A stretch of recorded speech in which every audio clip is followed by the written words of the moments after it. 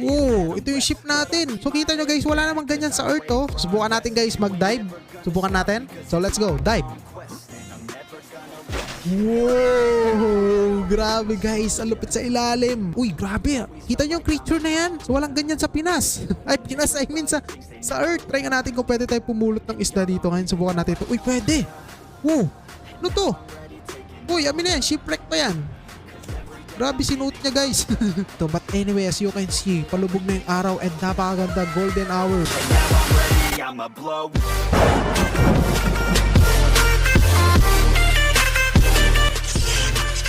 Hello guys, this is Wakapitch again at nandito na naman tayo ngayon para sa panabago ating gameplay at maglalaro tayo dito guys ng napakalupet na open sea. Yes, hindi to open world kundi open sea guys. Maglilibot kayo dito at magsusurvive sa napakalawak na karagatan dito sa Subnautica, which is ito guys ay mobile game. At nalalaro nyo to dati or malalaro nyo siya sa PC pero ngayon pwede na natin siyang laruin sa mobile. But anyway guys, itong game na to ay offline game at yung size neto nasa 2 gig. Basta guys, ilalagay ko na lang lahat sa pin comment section or description ng video natin yung mga links.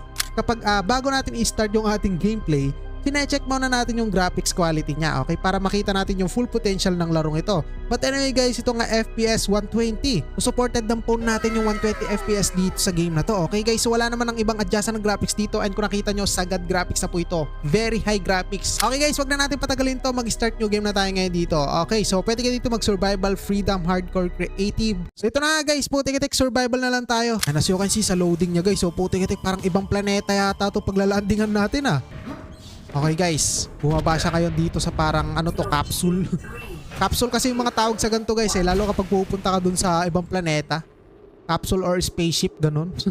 Or mga ships. So okay. Uy, gagi, may sumabog guys. Ano yun? Nagkaroon yata ng malfunction itong sinasakyan natin ngayon. At ito, nahulog yung fire extinguisher. Okay guys, nagsilutangan na lahat. Ako po. Oh! Sapul, power off. And ito guys, nagising na lang siya ngayon dito na nagkakaroon na ng sunog. Kailangan natin napulahin yan. Nasaan yung fire extinguisher? Kasi may nakita akong fire extinguisher kanina eh, nahulog. Ito.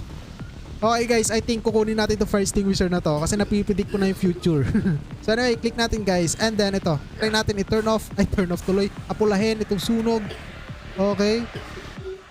Alright guys. And ito, may lumabas. Ano to? Talagang tinap niya pa. Booting in emergency mode. Altera. So lakasan ko pa nga. So parang ito yung gagamitin nating tablet guys. So itong tablet na to guys, parang ito yung gagamitin natin sa mga information ng mga napupulot natin. Ganun siguro, and then pagka-craft. So I don't know, pero makita nyo dito yung stats or magiging stats pa lang. Yung ma-equip nyo gaya ng gloves, boots dito sa tablet na to. Basta tablet tawag ko, yung kung anong pangalan yan. Okay guys, so anyway, ito fire extinguisher, pwede nating tanggalin. Okay, so bago tayo guys lumabas sa karagatan, kasi feeling ko bumagsak tayo sa dagat kasi sa menu pa lang ng larong to, doon sa dagat yung ipinapakita eh. Kaya feeling ko sa dagat na to paglabas natin. So bago tayo lumabas guys, is ayun, papakita ko muna kayo. Mag-capsule tour muna tayo ngayon or ship tour. So dito guys, ito mga first aid kit, pwede natin kunin yan. So ito mga warning, okay, solar power cells. So hindi sila nako-controls. Okay, open storage, may top box pala dito eh. Top box no. So meron ditong laman guys yung storage natin na flare. Magagamit natin to light. Lalo na pag gabi siguro. Sayang ko lang guys kapag sa ilalim ng tubig baka mabasa, hindi gumana no. So ano to? Filtered water or bottled water guys, kailangan natin to. Water is life. Okay, nutrient blocks. So di ko pa alam kung para saan yan. At least may na-explore tayo dito or may nakuha tayo ngayon dito sa storage na to. Okay guys, ano to? Damage secondary system. Kailangan natin ng repair tool dito ngayon guys. Okay? So I think i-build natin yan kasi survival game to. Ano to? Putik-atik. Yung pang baby crib ba to? Yung pang bata? Ay hindi. So guys, akala ko yung inuupuan ng bata pag pinapakain eh. So anyway guys, ito nga. So parang crafting yata to. Okay. This is crafting machine guys. Advanced technology nga to. Putik-atik. So ito guys, escape pod. So ilalim ng dagat siguro yan. Susubukan natin. Pero akyat muna tayo guys sa ladder. Tignan natin. Okay, let's go. Uy, putik-itik. Ano yun? Gagi. Wow, ito yung ship natin. And wow, grabe, napakalawak guys. Orbital hull failure. Cause unknown. Zero human life signs detected. Naku, zero human life guys. So meaning hindi to Earth. Putik. So kita nyo guys, wala namang ganyan sa Earth oh. Ganyan ka-close na planet or moon. Walang ganyan kalapit na planeta sa Earth guys. Putik-itik. Subukan natin guys mag-dive. Subukan natin. So let's go. Dive. Wow! Grabe guys. Ang lupit sa ilalim. So ang babaw lang pala guys. Sakto dito tayo napadpad sa mababaw na area. Uy grabe. Kita nyo yung creature na yan? So walang ganyan sa Pinas. Ay Pinas I mean sa Earth. Kita nyo guys. Kakaibang creature oh. Parang may sakit to. Okay.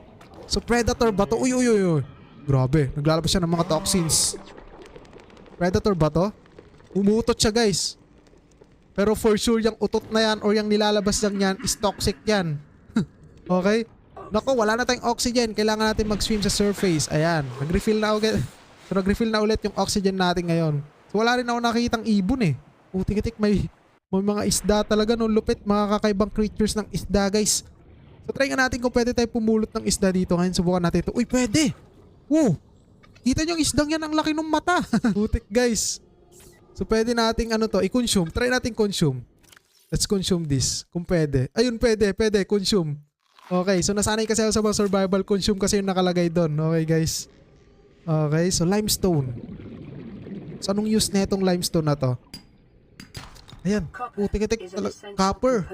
Tanso. Okay.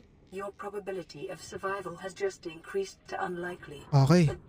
So survival nga to guys. Kuha kayo ng mga ganong klaseng dito. Mga anong kasi tawag nun? Tools, ganon. Or mga loots. Kailangan yun para makapag-survive. And ano to? Putik-itik. A piece of shit. A piece of pala? A piece of sheep pala. Hindi shit. Putik. So ito guys, nakakuha tayo. And para saan kaya yun? Tignan natin. Let's see. Okay, metal salvage. Composed primarily of titanium. So di ko alam kung para saan yan guys. Pero di ko pa kasi first time ko lang maglaro ng ganito. Open sea. Talagang open sea. Uy grabe. Ano to? Uy amin na yan. Shipwreck pa yan. Grabe sinuot niya guys. So ang lupet. Predator kaya ito? Uy. Oh kumukuha nga siya ng mga ganito guys. Kunin na natin itong mga to. Ewan ko kung predator yan. Pero nagbabago yung background music eh. So try nating lapitan guys. Pero walang ganyan sa Earth ha. Try natin. Hey stalker. Life on this planet grows Nako. unusually distinct and diverse ecological biomes. Further study recommended. Pwede ba suntukin to? Hey stalker. Di naman tayo pinapansin guys. So anyway, mag-explore muna tayo dito. And ano to mga to? Mga damo pwede natin kunin. Ano to? Reeting weed. Okay mga weed. And ang lalim sa part na yun guys. Pero naubusan tayo ng oxygen. Try nga natin pumunta dun sa ship na yon, yung nasirang ship natin. So baka may makuha pa tayo dito mga parts. Okay, mga brief, mga underwear ganun, mga foods, supplies, di ba? Okay, let's go. No, sama ka pre. Halika dito pre. Sama ka stalker. So hindi tayo na-attack. Mabait yata yun guys. Hindi siya predator. Pero I think may mga predator dito guys. Kasi kapag survival talaga, hindi mawawala mga predators dyan. May mga kalaban talaga. Survival nga diba? Hindi ka lang magsusurvive sa buhay or sa pagkain, tubig, ganon. Kundi sa rin, sa mga nasa paligid mo. May encounter mo dito mga animals. Okay, pero kakaiba yung mga creatures dito guys. Kita nyo naman yung mga isda. Isa lang yung mata pero ang laki, diba? Tapos ang lupit kasi panigurado, nandito tayo sa guys, sa open sea. Panigurado, meron ditong kakaibang species. I'm sure. May kakaibang species dito. Okay, but anyway, ayun papalapit na papalapit oh. So yun guys, malapit na tayo sa ship ngayon. And kita nyo naman yung nasa taas ng ship. Grabe, napaka-close or napakalapit ng na yan, planet na yan. Ayun ko, planet or moon dito sa planet na pinagbagsakan natin ngayon. Parang nasa interstellar tayo dito ah. Interstellar, no? Okay, let's see. Kung ano meron dito. Uy, ano to? Mga damo na ata to. Damo na nga. Putik-itik guys, umabot na yung damo dito ngayon. Alright, let's go. Let's do this. So sana may makuha tayo dito mga supplies guys. Kailangan natin yon. Okay, malapit na tayo. Okay, let's go. Malapit na tayo guys. Okay, radiation. Wala akong pakalam sa radiation. Wala. Uy, putik-itik, nababawasan yung buhay natin. Balik na tayo guys. Naku po, may radiation pala. Pero ang babaw sa part na yon. Kaya pala lumutang to, hindi lumubog. Ang babaw dun sa pinagbagsakan niya. Kita nyo, nabawasan agad yung buhay natin oh. Sayang. Sayang yung buhay natin. Pero kain lang tayo ng mga isda dito. Pero ito guys, try natin mag-explore sa ilalim ng karagatan. Dito nyo naman yung mga damo. Okay, and pwede kayo pumasok di. Limestone, kunin natin. Wait lang, di pa nakuha. Yun. Gogi, pumasok tayo dito sa giant coral tube. Okay. Let's get this. Tek guys, pag tinututok ko yung camera niya doon sa ano, sa mga damo na yan. So naglalag yung phone natin. So malaki yung kinukonsume nito sa GPU ng phone natin ah. So anyway, let's go. Angat na tayo. Naku po, wala na tayong oxygen. Bilis, paubos na. Okay. Saan na yung ship natin? Balik na tayo sa ship natin.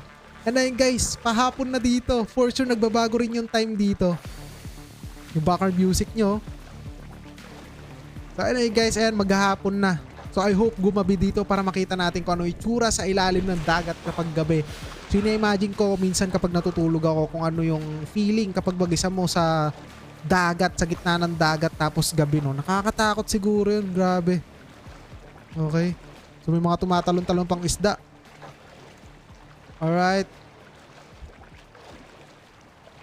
Malapit na tayo sa ating ship. So kung lalaroin nyo to guys, mag-explore lang kayo dito kasi napakarami yung pwedeng i-explore dito sa larong ito.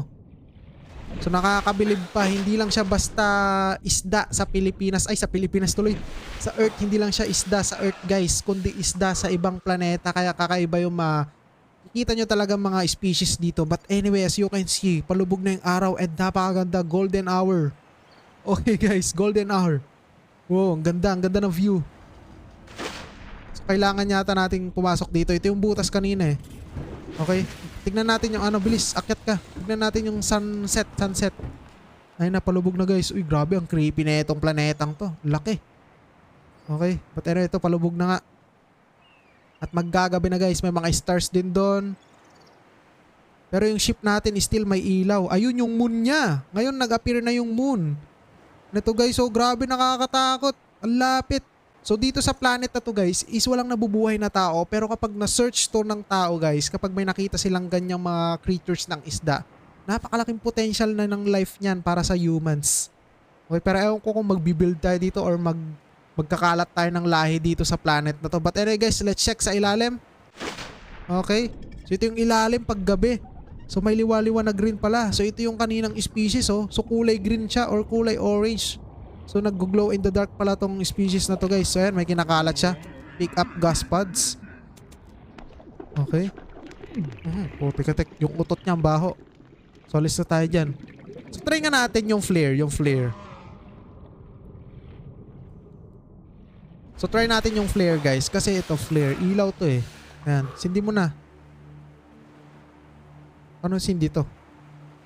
Ayan na. Sinindi niya guys. Ay, nagis niya. Igagi, gumagana sa ilalim ng tubig yung flare. Pwede pala yun? Saan na yun? Ano, umilaw eh. Where is that? Ayun yata, nakita ko na. Ito. Ay hindi, boomerang. Putik na isda yan, boomerang guys oh. So consume natin to. Okay, let's consume this. Consume, okay, dagdag buhay. Pero nasaan na yung flare? Umiilaw dito eh. Saan bumagsak yun?